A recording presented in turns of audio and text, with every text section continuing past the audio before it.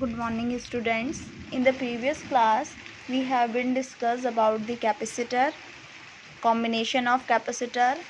Now today's we have to derive the capacitance of a parallel plate capacitor or expression for a capacitance of parallel plate capacitor. किसी parallel plate capacitor के लिए capacitance कितना होता है. So there is a two parallel plates having positive charge, or you can say surface charge density plus sigma and surface charge density minus sigma, which is separated by some small distance d, and E is the electric field which acts as from positive plate to the negative plate. Okay, let capital A be the area of each plate of the capacitor.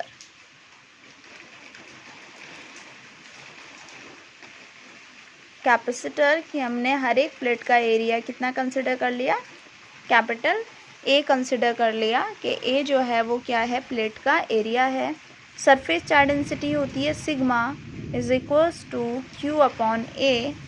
Then sigma हो गया आपका Q upon ए, और यहाँ पर surface charge density होगी आपकी वही plus minus sigma.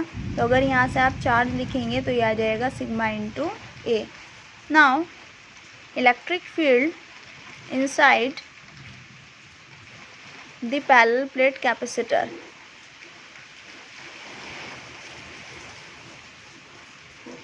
We know that the electric field for a conducting plate is equals to sigma upon epsilon naught.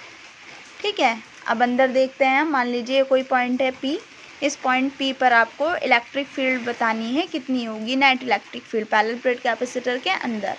तो देखिए पॉजिटिव चार्ज है तो इससे इलेक्ट्रिक फील्ड क्या होगी, अवे फ्रॉम चार्ज, E1 लिख दीजिए इसे. सिमिलरली इस वाली प्लेट के लिए भी क्या होगी, इस पॉइंट पर towards the negatively charge plate. So net field कितनी हो जाएगी, E1 प्लस E2.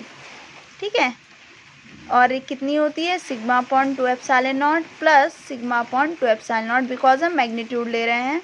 तो E इज इक्वल्स टू कितना हो गया, 2 सिग्मा अपॉन 2 एप्सिलॉन नॉट. तो इलेक्ट्रिक फील्ड निकल कर आ गया हमारा सिग्मा अपॉन एप्सिलॉन नॉट. ठीक है, now sigma is equals to होता है क्यू अपॉन ए. तो E is equals to Q A upon epsilon naught. ठीक है, नाउ पोटेंशियल. अब देखिए हमने एक रिलेशन पढ़ा है इलेक्ट्रिक फील्ड और पोटेंशियल के बीच में. क्या पढ़ा है हमने, E इक्वल्स टू पढ़ा है हमने माइनस dV ओवर dr. तो अगर यहाँ से मैं पोटेंशियल लिखूँ, V इक्वल्स टू कितना हो जाएगा, E dr. अब यहाँ पर अगर मुझे पोटेंशियल लिखना है इन टर्म्स ऑफ डिस्टेंस, ठीक है, मैग्नीट्यूड लिख रहे हैं, तो पोटेंशियल होगा E इंटू डी, सेपरेशन जो है कैपेसिटर का. V इज इक्वल्स टू हो गया आपका Q A upon epsilon naught into D. Find क्या करनी है, मैं capacitance. Now capacitance C is equals to होती है Q upon V. Then put the value of Q, Q A D upon epsilon naught and divide by Q. Q से Q cancel हो जाएगा. So we get just a second. Okay, यहाँ epsilon naught A बच्चों नीचे आएगा ना, तो वो बाय मिस्टेक लिखा गया था. नाउ एप्सिलॉन नॉट ए ऊपर जाएगा, epsilon naught A by D. This is the expression for capacitance of a parallel plate capacitor. ठीक है, our next topic is expression for energy stored in parallel plate capacitor. किसी parallel plate capacitor के लिए energy stored कितनी होती है. ठीक है, तो सेम वही, there are 2 parallel plates. One plate is positively charge, इसे प्लेट 1 कह देंगे. ये आपकी नेगेटिवली चार्ज होगी, इसे प्लेट 2 कह देंगे. सेपरेशन होगा, हम कह रहे हैं स्मॉल सेपरेशन होगा D. कंसिडर कर लिया यहाँ से माइनस क्यू चार्ज में से एक स्मॉल चार्ज हम ट्रांसफ़र कर देते हैं पॉजिटिवली प्लेट को. तो यहाँ पर चार्ज कितना हो जाएगा भाई, माइनस क्यू चार्ज था, डी क्यू ट्रांसफ़र कर दिया तो minus Q upon D Q. अब ये गेन करेगी तो इसके पास क्या हो जाएगा, कुछ चार्ज एक्सेस चार्ज आ जाएगा, तो वही हम इसे लिखेंगे पॉजिटिव क्यू चार्ज. ठीक है, potential difference V is equals to होता है Q अपॉन C. पता है हमें इन टर्म्स ऑफ कैपेसिटेंस जो पोटेंशियल होगा। Now the amount of work done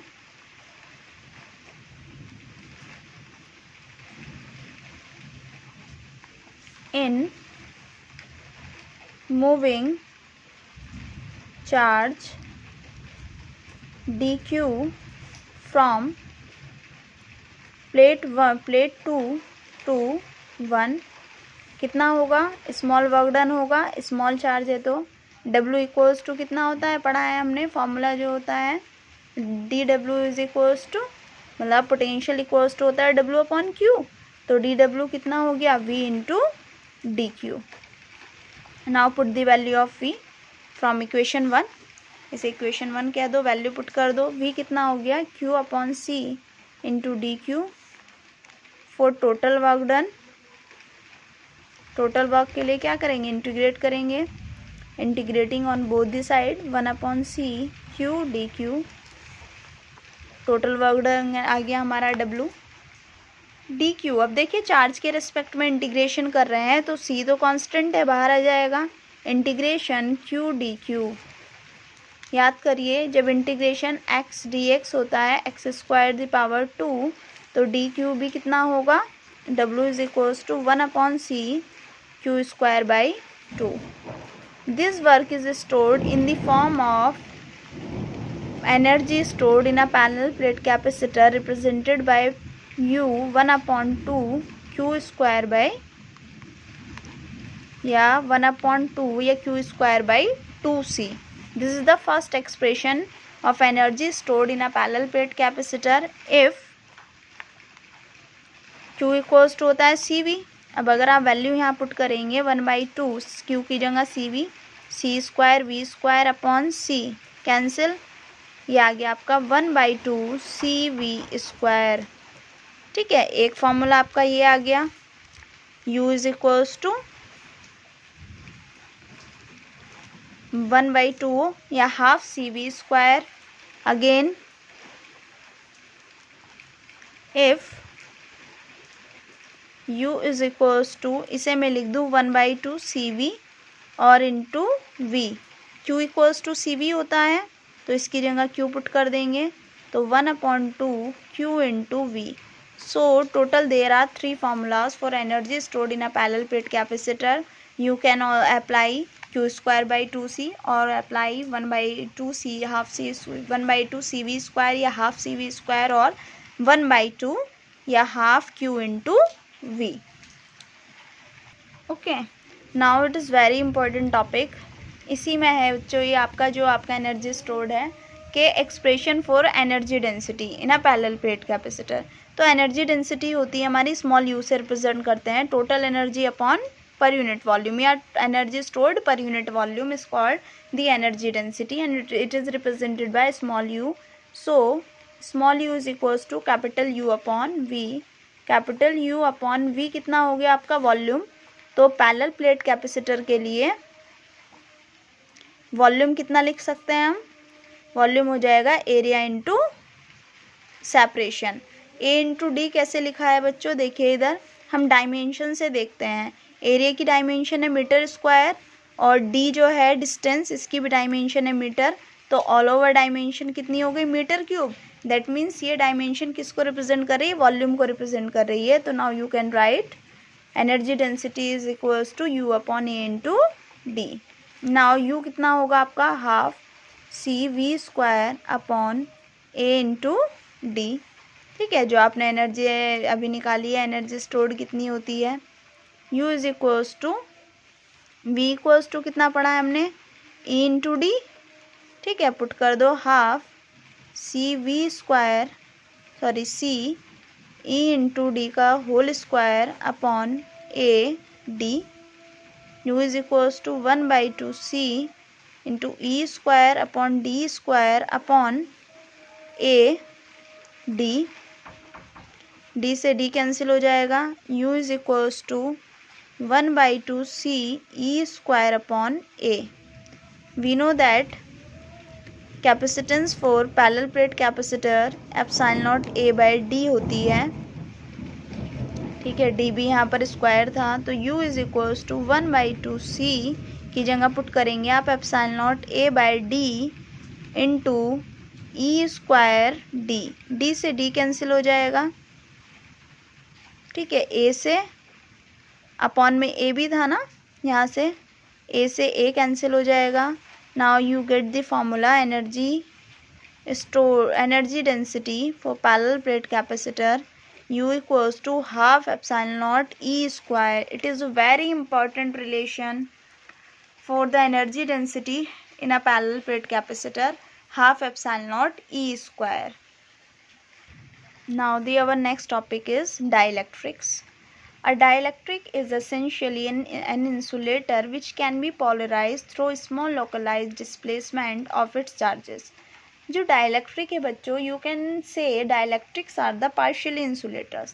dielectrics क्या होते हैं? हमारे पार्शियली इंसुलेटर्स होते हैं which can be polarise through small localise displacement of its charges, जिसमें उसके चार्जेस क्या होते हैं, लोकलाइज हो जाते हैं या डिस्प्लेस्ड हो जाते हैं, जिसकी वजह से एक पार्शियल इलेक्ट्रिक फील्ड उसके अंदर डेवलप्ड हो जाता है।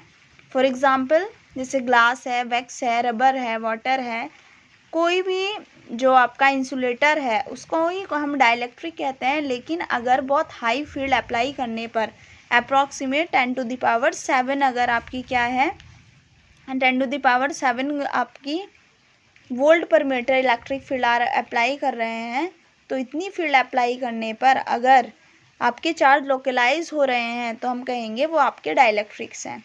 There are two types of dielectrics, polar dielectrics and non-polar dielectrics। जैसे आप केमिस्ट्री में पढ़ते हैं polar non-polar substances, polar which can be polarized और non-polar which cannot be polarized। ठीक है, तो polar dielectrics वो कहलाएंगे हमारे A molecule in which the center of mass of positive charge is proton does not coincide with the center of mass of negative charge, that means electron, is called polar molecules। ठीक है, जिनके जैसे for example H2O है, अगर आप HCl लेते हैं for example, चलिए HCl को कैसे लिखेंगे आप, H पॉजिटिव Cl नेगेटिव। ठीक है, तो देखिए एक यहाँ पर डाइपोल मोमेंट भी इनके बीच में क्रिएट होगा नेगेटिव से पॉजिटिव डायरेक्शन में, और क्योंकि दोनों ही डिफरेंट एलिमेंट है तो दोनों की अगर आप स्ट्रक्चर बनाएंगे तो दोनों के सेंटर कॉन्साइड नहीं करेंगे। तो ऐसे सब्सटेंस जिनके चार्ज को आप पोलराइज कर सकते हैं और जिनके सेंटर कॉन्साइड नहीं करते हैं और उनमें एक परमानेंट डाइपोल मोमेंट एग्जिस्ट करता है, they are called polar dielectrics. For example और दूसरा ले लेते हैं, जैसे H2O का अगर हम लें तो H पॉजिटिव OH नेगेटिव, तो सेम वही यहाँ पर भी एक डाइपोल मोमेंट क्रिएट होगा। और दूसरा क्या है, दोनों ही अलग अलग है, OH आयन है, एक H पॉजिटिव आयन है, दोनों के सेंटर्स कॉन्साइड नहीं करेंगे, तो वो आपके कहलाएंगे polar dielectrics. Similarly non polar dielectrics हम उन सब्सटेंस को कहेंगे जिनमें आपका डाइपोल मोमेंट ज़ीरो होगा, या आप कहेंगे जिनमें क्या होगी, सिमेट्री होगी। फॉर एग्जांपल जैसे ऑक्सीजन O2 को अगर आप लिखेंगे तो क्या लिखेंगे, O डबल बॉन्ड O। ठीक है, O2 अगर आप लिखेंगे, लेकिन दोनों ही सिमेट्रिक हैं, दोनों ही एक जैसे मॉलिक्यूल्स हैं, तो दोनों के सेंटर कॉन्साइड करेंगे और दोनों पर ही भाई दोनों सेम एलिमेंट है तो नेगेटिवली चार्ज कोई डाइपोल मोमेंट नहीं होगा, तो वो कहलाएंगे हमारे नॉन पोलर डाइलेक्ट्रिक्स। ठीक है, नेक्स्ट आता है पोलराइजेशन। पोलराइजेशन हम कहते हैं it is defined as the dipole moment per unit volume and its magnitude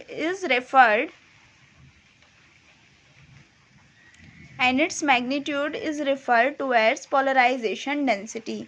अगर आप net dipole moment per unit volume लिखते हैं तो उसको हम पोलराइजेशन से रिप्रेजेंट करते हैं। ठीक है, net dipole moment per unit volume in the case of a dielectric. कैसे, देखिए कंसिडर किया आपने किसी फील्ड के अंदर, ठीक है, यहाँ कोई एक्सटर्नल फील्ड था, यहाँ आपने एक डाइलेक्ट्रिक प्लेस्ड कर दिया, एक डाइलेक्ट्रिक स्लैब या डाइलेक्ट्रिक शीट आपने प्लेस्ड कर दी, क्या होगा, अब क्योंकि इसमें जो आपके चार्जेस होंगे वो किस तरह से होंगे, लोकलाइज्ड हो जाएंगे, इसके अंदर दोनों तरह के चार्जेस होंगे, ये आ जाएगा आपका नेगेटिव पॉजिटिव, नेगेटिव पॉजिटिव और नेगेटिव